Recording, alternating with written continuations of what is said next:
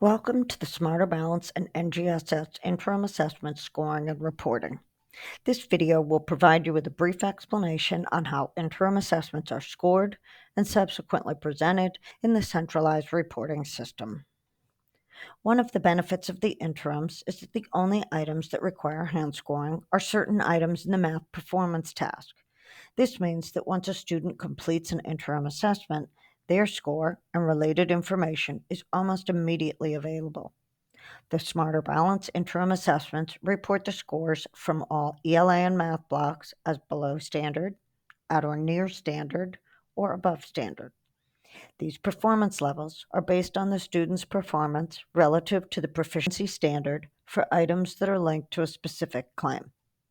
This provides useful information to educators about a student's strengths and weaknesses in a specific content and skill area.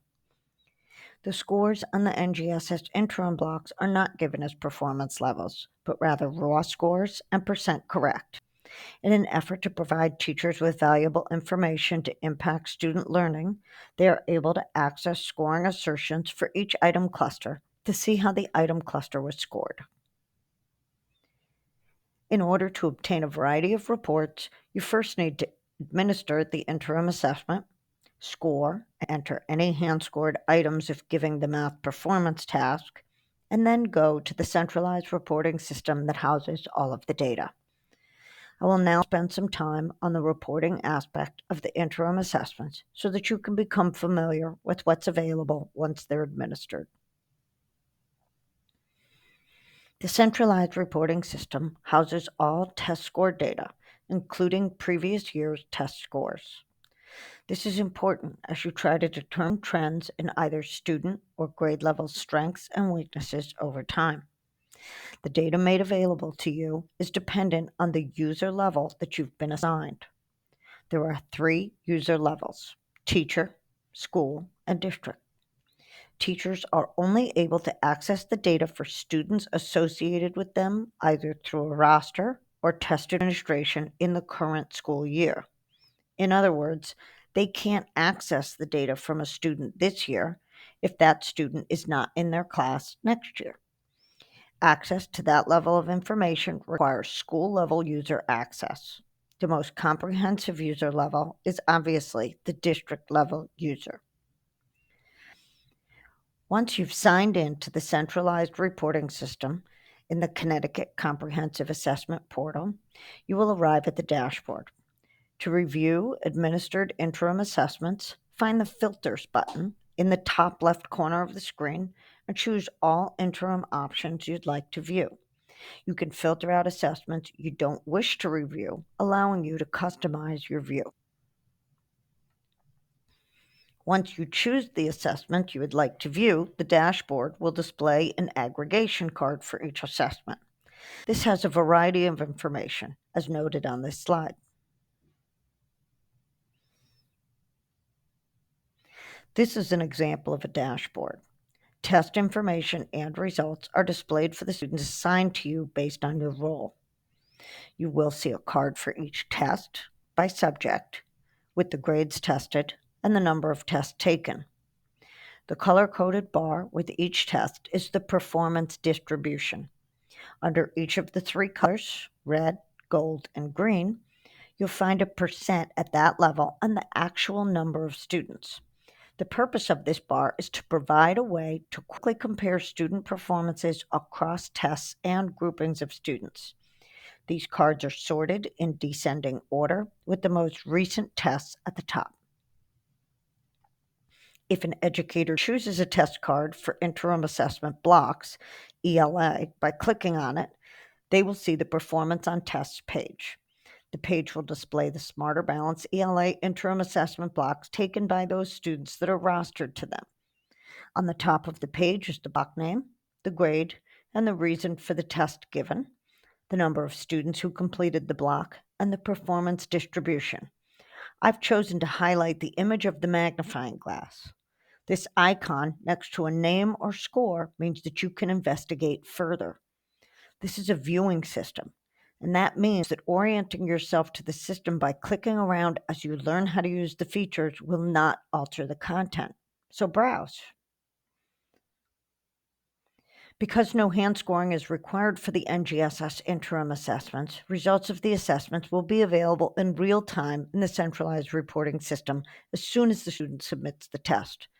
The teachers can view the scores for the students who were included in a test session that they proctored or for students that they're associated with by a roster. Raw scores and percent correct for the item cluster in an assessment are reported. No scale scores or achievement levels will be made available for these assessments.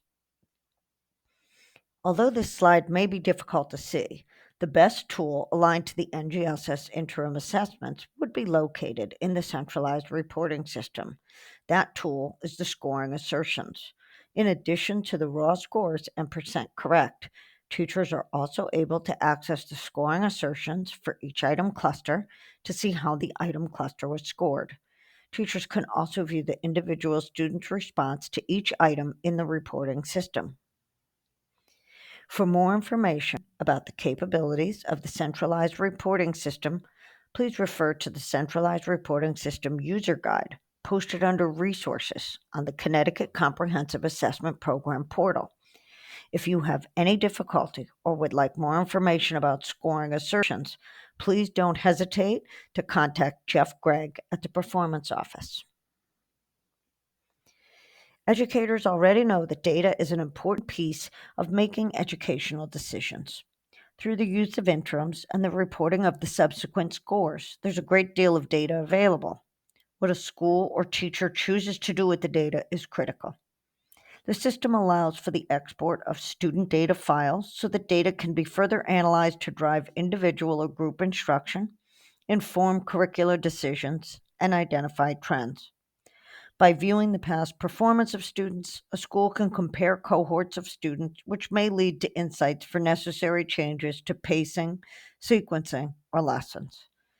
In addition, being able to review each item, as well as the student's response to that item, provides an opportunity to identify any misunderstandings a student is having and address that misunderstanding quickly so that it does not further impact their learning. There's also a screen available in the centralized reporting system that will identify 5 items on a given block on which the student scored the highest and the lowest. This information enables grade level teams to collaborate and consider what's working and what might need to be addressed differently. A video series available on both the CSDE website and the Connecticut Comprehensive Assessment portal explains key components of the centralized reporting system. Currently, there are 12 short videos ranging from 5 minutes to 10.5 minutes long. The series of videos is at the bottom of the web page that includes other valuable resources. Since there is so much flexibility in how the interim assessments can be used, teachers often want to know if the items have an answer key. An answer key is provided for the ELA and math interim assessments in TIDE. While no answer keys are provided for the NGSS interims, item responses for those tests are provided in AVA and in the reporting system. Keys for the Smarter Balance math and ELA items are also available in Tools for Teachers using the Interim Assessment Item Portal. For more information on the interim assessments, visit our CSDE Interim Assessment webpage or contact a consultant to answer any of your questions.